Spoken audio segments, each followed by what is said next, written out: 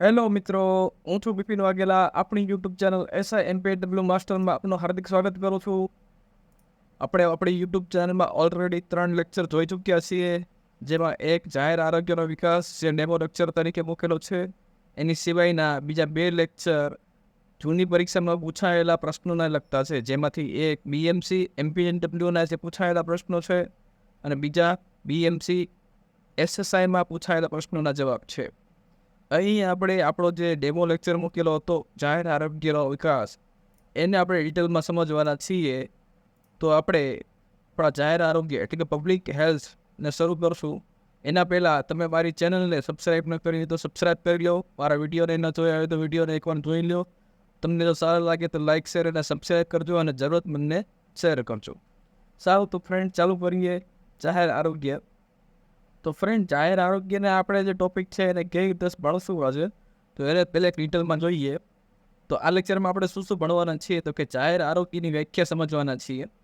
એના પછી જાહેર આરોગ્યનો વિકાસ કેવી રીતે થયો એને સમજવાના છીએ. ત્યારબાદ ભારતમાં જાહેર આરોગ્ય કેવી રીતે આવ્યું એને સમજશું. એના પછીના ટોપિકમાં ભારતમાં સ્વાતંત્ર્ય પછીના સમયના કેવી રીતે જાહેર આરોગ્ય આવ્યું એને સમજશું. અને ત્યારબાદ આ ટોપિકમાંથી ભૂતકાળની પરીક્ષામાં કેવા પ્રશ્નો પૂછાયેલા છે અને આવનારી ટોપિકમાં કેવા પ્રશ્નો પૂછાઈ શકે છે એને પણ જોઈશું. તો આગળ આપણે વ્યાખ્યાથી શરૂઆત કરીએ. જાહેર આરોગ્ય શું છે, તો કે જાહેર આરોગ્ય એ એક એવું વિજ્ઞાન કે જેના દ્વારા વિવિધ ક્ષેત્રે જન સમુદાયની સક્રિય ભાગીદારી અને પ્રયત્નો દ્વારા, એટલે કે વિદ્યાર્થી મિત્રો, અહીંયા જન સમુદાયની ભાગીદારી અને પ્રયત્નોની વાત કરવામાં આવી છે, દ્વારા રોગોની રોકથામ કરવાની. વિદ્યાર્થી મિત્રો, આ જે ટોપિક, આ જે લાઈન છે રોગોની રોકથામ, એને નોટ ડાઉન કરવી. ત્યારબાદ સ્વાસ્થ્યમાં બઢોતરી કે બીજા ઇજાફો કરવાની કામગીરી. વ્યક્તિગત આરોગ્ય શિક્ષણ દ્વારા વ્યક્તિગત તંદુરસ્તી તેમજ તબીબી અને નર્સિંગ સેવાઓ દ્વારા રોગોનું સમયસર ઝડપી નિદાન અને સારવારની સામાજિક વિકાસ પામતી કાર્યશક્તિ દરેક વ્યક્તિને સુખડે જીવન જીવવાની અને જાળવવાની ખાતરી આપે છે. અને તેનાથી માનવ આયુષ્યમાં વધારો કરવાની કામગીરી કરીને જન સામુદાયિક ક્ષમતા વધારવાની બાબત સમાવિષ્ટ છે. તો વિદ્યાર્થી, અહીંયા છે ને 4-5 લાઈન આપણા માટે ઇમ્પોર્ટન્ટ છે. એક તો કે રોગોને રોકથામ કરવાની કામગીરીની વાત કરવામાં આવી છે. પછી કે સ્વાસ્થ્યમાં બઢોતરી કરવાની, એટલે કે આપણું સ્વાસ્થ્ય સારું રહે એની બાબત છે. બીજી વસ્તુ કે દરેક વ્યક્તિને વ્યક્તિગત આરોગ્ય શિક્ષણ આપવું. હવે વ્યક્તિગત આરોગ્ય શિક્ષણ કેવી રીતે હોઈ શકે છે, તો કે દરેકને આપણે કોઈ પણ આરોગ્ય વિશેના જે મુદ્દાઓ હોય એ વ્યક્તિગત રીતે સમજાવી, અલગ અલગ રીતે સમજાવી, તો એ વ્યક્તિગત આરોગ્ય શિક્ષણની વાત કરવામાં આવે છે. ત્યારબાદ વ્યક્તિગત તંદુરસ્તી, એટલે કે વ્યક્તિગત તંદુરસ્તી એટલે કે દરેક વ્યક્તિ પોતાની જાતે પોતાની તંદુરસ્તી માટે શું કરી શકે એના માટેની વાત છે. પછી કોઈ પણ રોગનું ઝડપી નિદાન અને સારવાર, એટલે કે કોઈ પણ રોગ થાય છે તો એને વધારે સમય રાહ ન જોતા એને પહેલાં તો નિદાન કરી અને પછી જરૂર મુજબની સારવાર ચાલુ કરાવીએ, જેનાથી શું થશે કે માનવ આયુષ્યમાં વધારો થશે અને એ જ વસ્તુના કારણે આપણે જન સામુદાયિક ક્ષમતા છે એને પણ વધારી શકશું. હું વિદ્યાર્થી, આ વ્યાખ્યા ઈસવીસન 1951માં સી વિન્સલો દ્વારા આપવામાં આવી હતી. વિદ્યાર્થી મિત્રો, આ ક્વેશ્ચન ઘણીવાર એક્ઝામમાં પૂછાયેલો છે કે 1951માં સી વિન્સલો દ્વારા જાહેર આરોગ્યની વ્યાખ્યા આપવામાં આવી. એના પછીનો ટોપિક જોઈએ તો જાહેર આરોગ્યનો વિકાસ કેવી રીતે થયો, તો કે જાહેર આરોગ્યનો વિકાસ કેવી રીતે થાય છે કે 1836ની અંદર ઇંગ્લેન્ડમાં ઔદ્યોગિક ક્રાંતિ આવી હતી. કે ઔદ્યોગિક ક્રાંતિના કારણે જાહેર આરોગ્યને ક્યાંક ને ક્યાંક વિકાસમાં એને મહત્વનો ભાગ ભજવે છે. તો જે ઔદ્યોગિક ક્રાંતિ આવી હતી, ઔદ્યોગિક ક્રાંતિની સામાજિક જીવન પર અસર પડેલી હતી, લોક સ્વાસ્થ્ય પર અસર પડેલી હતી, મજૂરોનો સ્વાસ્થ્ય પર અસર પડેલી હતી અને છેલ્લે એક સ્વાસ્થ્ય અધિકાર, એવી 4 અસરો હતી. તો આ 4 અસરો ઔદ્યોગિક ક્રાંતિના કારણે કેવી રીતે થઈને આપણે ડિટેલમાં સમજશું. તો કે સમાજ જીવન પર જે અસર હતી એમાં શું હતું કે સમાજ જીવનના અસરમાં વ્યક્તિઓ ગ્રામ્ય લેવલમાંથી શહેરી વિસ્તારમાં ટ્રાન્સફર થવા માંડ્યા. એટલે કે જે શહેર જે હતા એની જે વસ્તી હતી એની વધવા માંડી. જ્યારે ગામડામાંથી જે વ્યક્તિઓ શહેરમાં તરફ વળ્યા એના કારણે ગ્રામ્ય જીવન જે છે એ ખોરવું આવ્યું. એટલે કે ગ્રામ્ય જીવનમાં જે વસ્તી છે એમાં ઘટાડો થયો, એની જગ્યાએ શહેરમાં વસ્તીનો વધારો થયો. બીજું જે ઔદ્યોગિક ક્રાંતિની અસર હતી એમાં એવું હતું કે લોક સ્વાસ્થ્ય પર અસર. તો કે લોક સ્વાસ્થ્ય પર અસર કેવી રીતે થઈ, તો કે માણસો શહેરમાંથી આવ્યા એટલે એના કારણે નશીલા પદાર્થો જે હતા, ગ્રામ્ય લેવલે જેટલા નશીલા પદાર્થો હતા એની કરતાં શહેરી વિસ્તારમાં નશીલા પદાર્થોનું સેવનમાં વધારો થયો. કારણ કે વ્યક્તિઓ આખો દિવસ દરમિયાન કામ કરશે તો એને ઓલરેડી કંઈક એવો નશો જોઈએ જેને કામ કરવામાં પ્રેરણા, એટલે કે એને એમાં રચ્યા પચ્યા રાખે. એટલે દરેક વ્યક્તિઓ નશીલા પદાર્થો તરફ વળ્યા. બીજી એક વસ્તુ કે સ્થાનાંતર ઓબ્વિયસલી સ્થાનાંતર થયું છે ગ્રામ્ય લેવલમાંથી શહેરી વિસ્તારમાં, એટલે વસ્તી ગીતામાં વધારો થવાનો છે.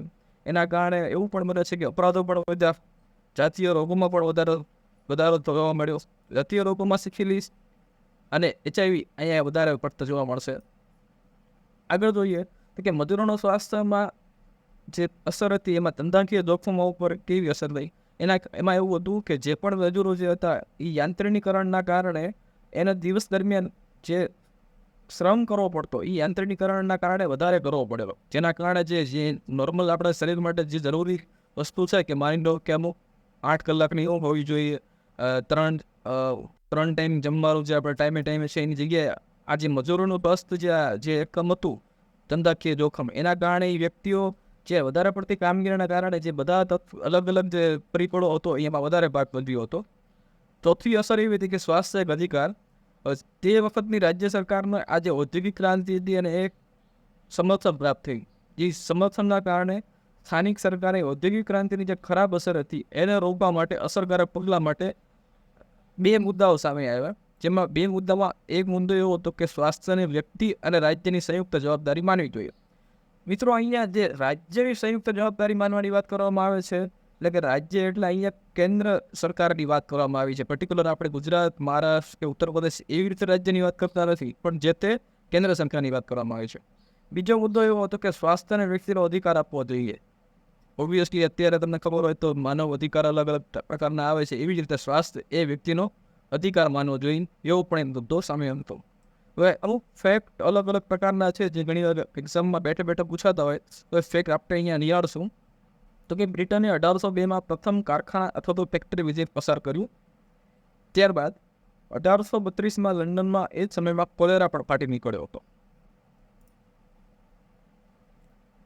જાહેર આરોગ્યના વિકાસમાં આગળ જોઈએ તો 1837માં એડવિન ચેડવિક દ્વારા ગ્રેટ બ્રિટનમાં રહેતા મજૂરોનો સ્વચ્છતા સંબંધી રિપોર્ટ પણ એડ કર્યો હતો.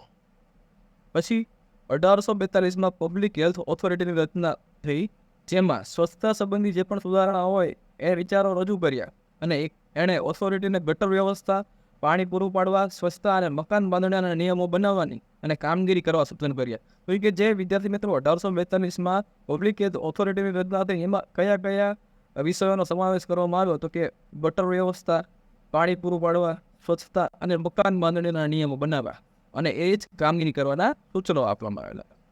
વિદ્યાર્થી મિત્રો, અહીંયા એક આપણે 1848માં 80 લોક સ્વાસ્થ્ય અધિનિયમ આ જે અમલમાં આવ્યો છે, આના ઉપરથી આપણો જાહેર આરોગ્યનો વિકાસનો પાયો નખાવ્યો એવું કહી શકાય. કારણ કે આજે 1848માં જે લોક સ્વાસ્થ્યનો અધિનિયમ આવ્યો એના આધારે જ પછી ભવિષ્યમાં જે પણ લોક સ્વાસ્થ્યનો જે ઉદ્ભવ હતો અને જે વિકાસ હતો એ આની આ નીવ હતી. તો 1848માં પ્રથમ બ્રિટિશ જાહેર આરોગ્ય લોક સ્વાસ્થ્ય અધિનિયમ અમલમાં આવ્યો.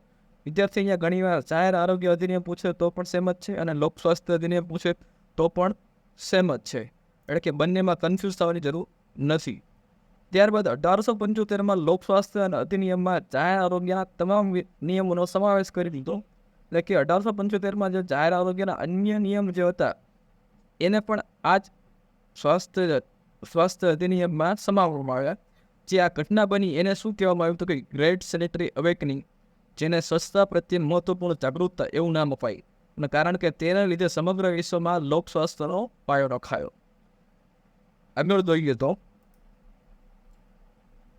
1848 દરમિયાન ઇંગ્લિશ રોગચાળા નિષ્ણાત જોન સ્નોએ લંડનમાં કોલેરાના રોગચાળા અભ્યાસ કરી પ્રદૂષિત પીવાના પાણી મારફતે કોલેરાનો રોગચાળો ફેલાય છે તે સાબિત કર્યું. એટલે જ તે કોલેરાને ઓળખ સાર્વજનિક સ્વાસ્થ્યનો પિતામહ તરીકે, એટલે કે રોગચાળાનો પિતામહ કોણ તો કે કોલેરા તરીકે ઓળખાયો. 1856માં વિલિયમ બર્ડ દ્વારા ટાઇફોઇડના રોગચાળા પર અધ્યયન કર્યું અને તેમણે ફરીથી નિષ્કર્ષ કાઢ્યો કે દૂષિત થયેલ એટલે કે અશુદ્ધ પાણી ટાઇફોઇડની બીમારી ફેલાવા માટેનું કારણ છે. જેમ 1848માં જોન સ્નોએ નક્કી કરેલું હતું કે પ્રદૂષિત પીવાના પાણી મારફતે જ કોલેરા થાય છે, જેવી જ રીતે 1856માં વિલિયમ બર્ડ દ્વારા પણ અશુદ્ધ પાણી પીવાથી ટાઇફોઇડ થાય છે એવું અધ્યયન કરી અને એનું કારણ નિષ્કર્ષ કાઢ્યો. આગળ જોઈએ તો ભારતમાં લોક સ્વાસ્થ્ય કેવી રીતે સ્ટાર્ટઅપ થાય છે અને કેવી રીતે અત્યારે એ કામ કર્યું છે એને જોઈએ આપણે. તો કે 1857માં જે વિપ્લવ થયો હતો તે ક્યાંક ને ક્યાંક અંગ્રેજ શાસનની જે નબળી પડી, જેના કારણે ઈસ્ટ ઇન્ડિયા કંપનીએ જે પ્રશાસન હતું એ ડાયરેક્ટ પોતાના કબજામાં લીધું એટલે કે ભારતમાં જે ઈસ્ટ ઇન્ડિયા કંપની હતી એની પાસેથી ડાયરેક્ટ સાચા અર્થમાં બ્રિટિશ ક્રાઉને પોતાના તરફ કબજે કરવાનો લીધો, અને એના કારણે પછી જે સાચા અર્થમાં સાર્વજનિક શાસ્ત્રનો વિકાસ અહીંથી શરૂ થયો. તો એ વખતે બને છે કે ભારતમાં યુરોપીય લશ્કરી દળોમાં મોટા પ્રમાણમાં થયેલા મૃત્યુને ઇંગ્લેન્ડમાં સંસદનું ધ્યાન દોર્યું. એટલે કે જે ભારતમાં જે યુરોપીય લશ્કરી દળોના જે સૈનિકો હતા એના મોટા પ્રમાણમાં મૃત્યુ થયા હતા, જેના કારણે એમની સંસદમાં એ જે મૃત્યુ થયા હતા એને લીધેથી સંસદમાં એનું ધ્યાન દોરાયું. લશ્કરમાં તથા નાગરિકોમાં ઊંચા મૃત્યુદરને કારણે તપાસવા રોયલ કમિશન ભારત મોકલવામાં આવ્યું, જે આ મોટા મીન્સ એટલે કે લશ્કરી અને નાગરિકોમાં જે મૃત્યુદર થયા એના કારણે જે તપાસણા શું લેવાય મૃત્યુદરનું કારણ હતું એ તપાસવા રોયલ કમિશન ભારતમાં મૂકવામાં આવેલું હતું. આ રોયલ કમિશને મદ્રાસ, કલકત્તા અને મુંબઈમાં 5 સદસ્યવાળી સ્વચ્છતા આયોગની નિયુક્તિથી સાર્વજનિક સ્વાસ્થ્ય સેવા કરવાની સલાહ આપી. હવે પછી એવું હતું કે જે સ્વચ્છતા આયોગના ચિકિત્સા અધિકારીને સેનેટરી કમિશનર તરીકે નિમવામાં આવ્યા અને જે સરકારને સીધો રિપોર્ટ કરતા હતા. એક નવો ફેક્ટ એવો છે કે 1896માં મુંબઈમાં પ્લેગની મહામારી ફેલાઈ હતી, અને એના પછી 1919માં સુધાર અધિનિયમ ઘડવામાં આવ્યો, જેના લીધે નિર્વાચિત મંત્રીના સીધા નિયંત્રણ હેઠળ સાર્વજનિક સ્વાસ્થ્ય રાજ્યોનો વિષય બની ગયો. એટલે કે જે 1919માં સુધાર અધિનિયમ આવ્યો, જેની અંદર જે મંત્રીઓ નિમવામાં આવેલા હતા એ ડાયરેક્ટ સાર્વજનિક સ્વાસ્થ્યનો જો વિકાસ, સાર્વજનિક સ્વાસ્થ્યનો જે હતો જે મુદ્દો, એ મુદ્દાને જે એના મંત્રીઓ હતા એટલે કે જે નિર્વાચિત મંત્રીઓ હતા એ સીધા રાજ્યનો વિષય છે એવી તરીકે એને રાખવામાં આવ્યો. આગળ જોઈએ તો ભારતમાં સ્વાતંત્ર્ય પછીના સમયમાં સાર્વજનિક સ્વાસ્થ્ય કેવી રીતે કામ કર્યું, તો કે સર જોસેફ વિલિયમ બોરની અધ્યક્ષતામાં 1943માં ભારત સરકારે હાલના એટલે કે એ વખતના આરોગ્ય માળખાની તેમજ સ્વાસ્થ્યની સ્થિતિ અને ભવિષ્ય માટે સુધારણાઓની ભલામણ કરવા સ્વાસ્થ્ય સર્વેક્ષણ અને વિકાસ સમિતિની નિયુક્તિ કરી. અને આ સમિતિએ એટલે કે બોર સમિતિએ ભારત સરકારે 1946માં રિપોર્ટ કર્યો. એટલે કે 1943થી લઈને 46 દરમિયાન જોસેફ વિલિયમ બોર હતા, એણે આરોગ્ય ક્ષેત્રે અલગ અલગ શું માળખામાં સુધારો વધારો કરી શકાય અને ભવિષ્યમાં કેવી ભલામણના આધારે સ્વાસ્થ્યમાં સુધારો કરીને નવી અપડેટ લાવી શકાય અથવા તો નવો વિકાસ આપણે સાધી શકાય, તો એના માટે થઈને એને 1943 1946 સુધી કમિટી એના રિપોર્ટ બધા કર્યા. એની કમિટીએ પોતે અલગ અલગ પ્રકારના સુધારણા ભલામણ કરી, અને એ સુધારણાનો જે રિપોર્ટ હતો એ 1946માં ભારત સરકારને પરત કર્યો, જેના અંતર્ગત 1947માં કેન્દ્ર અને રાજ્ય સરકારમાં આરોગ્ય મંત્રાલયની સ્થાપના થઈ. પછી 1948માં ભારત સરકાર વિશ્વ સ્વાસ્થ્ય એટલે કે WHO સભ્યપદ મેળવ્યું, અને 1950માં ભારત સરકારે બંધારણનો અમલ કર્યો. તેમાં અનુચ્છેદ 246 અને 247માં આરોગ્ય વિષયનો બંધારણમાં દાખલ કરવામાં આવ્યો.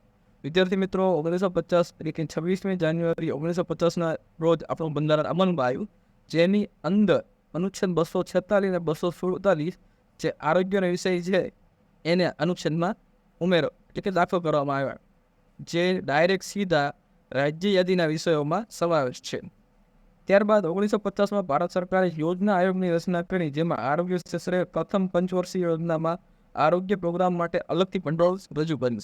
વિદ્યાર્થી મિત્રો, હાલમાં આ યોજના આયોગ કાર્યરત નથી, પણ એની જગ્યાએ 2015થી નીતિ આયોગની રચના કરવામાં આવેલી છે. એટલે કે હાલ હવે પંચવર્ષીય યોજના લાગુ થયેલી છે અને પંચવર્ષીય યોજના પ્રમાણે કામ થતું નથી. ત્યારબાદ 1983માં પ્રથમ રાષ્ટ્રીય સ્વાસ્થ્ય નીતિ અમલમાં આવી, જેમાં અત્યાર સુધીમાં 2 વાર સુધારા કરવામાં આવ્યા છે. જે પ્રથમ સુધારો છે એ 2002માં અને બીજો સુધારો જે 2017માં કરવામાં આવેલો છે. આગળ જોઈએ તો વિદ્યાર્થી મિત્રો, આ જે લેક્ચર હતો એટલો બધો બહુ બ્રોડ ટોપિક નથી, પરંતુ આ લેક્ચરમાંથી ખાસા એવા પ્રશ્નો ભૂતકાળની પરીક્ષામાં પૂછાયેલા છે, એને એકવાર આપણે નિહાળશું. ત્યારબાદ જે આ જ ટોપિકમાંથી ભવિષ્યમાં કેવા પ્રશ્નો પૂછાઈ શકે એને પણ આપણે અહીંયા કાઢેલા છે, તો એને પણ આપણે એકવાર નિહાળશું. ચલો તો શરૂઆત કરીએ. જાહેર આરોગ્યની વ્યાખ્યા જે હતી એ કોણે આપી હતી? તો એનો સાચો જવાબ જાહેર આરોગ્યની વ્યાખ્યા સી વિન્સલો દ્વારા આપવામાં આવી હતી. બીજો પ્રશ્ન, જાહેર આરોગ્યની વ્યાખ્યા સી વિન્સલોએ કઈ સાલમાં આપી હતી? તો એનો સાચો જવાબ 1951માં આપવામાં આવી હતી. ત્યારબાદ બીજો પ્રશ્ન, લંડનમાં કોલેરાના રોગચાળાનો અભ્યાસ કરી કોણે સાબિત કર્યું કે પ્રદૂષિત પીવાના પાણી મારફતે કોલેરાનો રોગચાળો ફેલાયો હતો? તો તેનો સાચો જવાબ જોન સ્નો દ્વારા સાબિત કરવામાં આવ્યો હતો. ચોથો પ્રશ્ન, કયા રોગને સાર્વજનિક સ્વાસ્થ્યનો પિતામહ તરીકે ઓળખવામાં આવે છે? તો તેનો સાચો જવાબ કોલેરા આવશે. ત્યારબાદ એના પછીનો પ્રશ્ન, મુંબઈમાં પ્લેગની બીમારી કઈ સાલમાં ફેલાવી હતી? તો તેનો સાચો જવાબ 1896ની અંદર મુંબઈમાં પ્લેગની બીમારી ફેલાઈ હતી.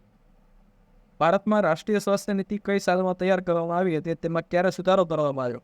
તો ભારતમાં રાષ્ટ્રીય સ્વાસ્થ્ય નીતિ 1983માં તૈયાર કરવામાં આવી હતી અને તેમાં અત્યાર સુધીમાં 2 વાર સુધારો કરવામાં આવ્યો છે. તે પ્રથમ સુધારો 2002 અને બીજો સુધારો 2017માં કરવામાં આવ્યો હતો. તો વિદ્યાર્થી મિત્રો, હવે આપણી આવનાર પરીક્ષામાં કેવો પ્રશ્ન પૂછાઈ શકે છે તેને જોઈએ અહીંયા. તો કે પ્રથમ પ્રશ્ન જોઈએ તો કે પ્રથમ કારખાના વિધેયક એટલે કે ફેક્ટરી વિધેયક ક્યારે પસાર કરવામાં આવ્યું હતું? વિદ્યાર્થી અહીંયા બહુ બધી સાલ છે, પણ સાલ તમારે ફરજિયાત તેને યાદ જ રાખવી પડશે, કારણ કે એક્ઝામમાં બેઠી સાલ પૂછાય છે. એટલે સાલમાં ગોટાળા ન થાય ધ્યાન રાખવા. એવું લાગે તો આ જે પ્રશ્નો છે અથવા તો આ લેક્ચર છે એને અલગથી નોટબુકમાં લખી લેવો અને જ્યારે પણ રિવિઝન કરો ત્યારે એ સાલ ખાસ મગજમાં યાદ રાખવી. એના લીધે થઈને ભૂલમાં એક્ઝામમાં બીજી સાલ ન લખાઈ જાય અથવા તો એક્ઝામમાં પણ ભૂલ ન થાય. 1 માર્ક પણ આપણા માટે બહુ ઇમ્પોર્ટન્ટ હોય છે. તો પ્રથમ પ્રશ્ન જે હતો કે પ્રથમ કારખાના ફેક્ટરી વિધેયક ક્યારે પસાર કરવામાં આવ્યું? તો તેનો સાચો જવાબ 1802ની અંદર આવશે. બીજો પ્રશ્ન, લંડનમાં કોલેરાનો રોગચાળો ક્યારે ફાટી નીકળ્યો હતો? તો કે તેનો સાચો જવાબ 1832ની અંદર લંડનમાં કોલેરાનો રોગચાળો ફાટી નીકળ્યો હતો. ત્રીજો પ્રશ્ન, પબ્લિક હેલ્થ ઓથોરિટીની રચના ક્યારે કરવામાં આવી હતી? તો તેનો સાચો જવાબ 1842ની અંદર પબ્લિક હેલ્થ ઓથોરિટીની રચના કરવામાં આવી હતી. એના પછીનો પ્રશ્ન, પ્રથમ બ્રિટિશ જાહેર આરોગ્ય અધિનિયમ ક્યારે અમલમાં આવ્યો હતો? તો પ્રથમ બ્રિટિશ જાહેર આરોગ્ય અધિનિયમ 1848માં અમલમાં આવ્યો હતો. એના પછીનો પ્રશ્ન, ગ્રેટ સેનેટરી અવેકનિંગ એટલે કે સ્વચ્છતા પ્રત્યે મહત્વપૂર્ણ જાગૃતતાની ઘટના ક્યારે બની હતી? તેનો સાચો જવાબ 1875ની અંદર. વિદ્યાર્થી મિત્રો, અહીંયા ઘણીવાર પ્રશ્નને 2 અલગ રીતે પૂછી શકે છે. ગ્રેટ સેનેટરી અવેકનિંગની ઘટના અથવા તો સ્વચ્છતા પ્રત્યે મહત્વપૂર્ણ જાગૃતતાની ઘટના, એ 2માંથી કોઈ બી રીતે પ્રશ્ન પૂછે પણ એનો સાચો જવાબ બંને એક જ આવશે કે 1875. આગળનો પ્રશ્ન છે, કઈ ઘટનાને કારણે વિશ્વમાં લોક સ્વાસ્થ્યનો પાયો નખાયો? તો કે ગ્રેટ સેનેટરી અવેકનિંગ અથવા તો સ્વચ્છતા પ્રત્યે મહત્વપૂર્ણ જાગૃતતા. 2માંથી કોઈ બી એક પ્રશ્નમાં જવાબમાં હોય તો બંને સાચું છે. આગળના પ્રશ્નો જોઈએ કે સુધાર અધિનિયમ ક્યારે ઘડવામાં આવ્યો? તો કે સુધાર અધિનિયમ 1919ની અંદર ઘડવામાં આવ્યો હતો. આરોગ્ય માળખાને તેમજ લોક સ્વાસ્થ્યની સ્થિતિ અને ભવિષ્ય માટેના સુધારાઓની ભલામણ કરવા ભારત સરકારે કોની અધ્યક્ષતાવાળી કમિટીની રચના કરવામાં આવી? તો સાચો જવાબ સર જોસેફ વિલિયમ બોર આવશે. વિલિયમ બોર સમિતિ કમિટીને જે રચના કરી કઈ સાલમાં કરવામાં આવી હતી અને આ કમિટીએ કઈ સાલમાં રિપોર્ટ ભારત સરકારને પરત કર્યો? તો વિદ્યાર્થી મિત્રો, અહીંયા પ્રશ્ન પણ એવો છે, થોડો અટપટો છે, પણ એને ધ્યાનમાં રાખવાની જરૂર એવી છે કે કમિટીની રચના પૂછે તો પણ પ્રશ્નનો જવાબ અલગ આવશે અને કમિટીનો રિપોર્ટ પૂછે તો પણ એનો જવાબ અલગ આવશે. તો અહીંયા તમને કમિટીની રચના પૂછવામાં આવે તો તેનો સાચો જવાબ 1943 છે અને સમિતિનો જો રિપોર્ટ સરકારને પરત ક્યારે કર્યો એવો જવાબ પૂછવામાં આવે તો 1946 આવશે. કેન્દ્ર અને રાજ્ય સરકારમાં આરોગ્ય મંત્રાલયની સ્થાપના ક્યારે કરવામાં આવી હતી? તો વિદ્યાર્થી, આ પ્રશ્નને ઇઝી રીતે આપણે ટેકલ કરી શકીએ છીએ. જેમ કે આપણો ભારત દેશ આઝાદ 15મી ઓગસ્ટ 1947ના રોજ થયો હતો, તો આરોગ્ય મંત્રાલય એ જ વર્ષે સ્થાપના કરવામાં આવી છે. પછી ભારત દેશે વિશ્વ આરોગ્ય સંસ્થામાં સભ્યપદ ક્યારે મેળવ્યો હતો? તો એક્ઝેક્ટ 1948માં આપણો દેશ આઝાદ થયો એના પછીના 1 વર્ષે. આગળ પ્રશ્ન જોઈએ કે બંધારણની સ્વીકૃતિ બાદ કયા અનુચ્છેદને આરોગ્ય વિષયક તરીકે બંધારણમાં દાખલ કરવામાં આવ્યો હતો? તો અહીં 2 અનુચ્છેદ યાદ રાખવા, અનુચ્છેદ 246 અને અનુચ્છેદ 247. આગળ જોઈએ તો ભારતમાં યોજના આયોગની રચના ક્યારે કરવામાં આવી હતી? તો તેનો સાચો જવાબ 1950ની અંદર. છેલ્લો પ્રશ્ન, પ્રથમ પંચવર્ષીય યોજનાનો સમયગાળો જણાવો. તો પ્રથમ પંચવર્ષીય યોજનાનો સમયગાળો 1951 થી 1955.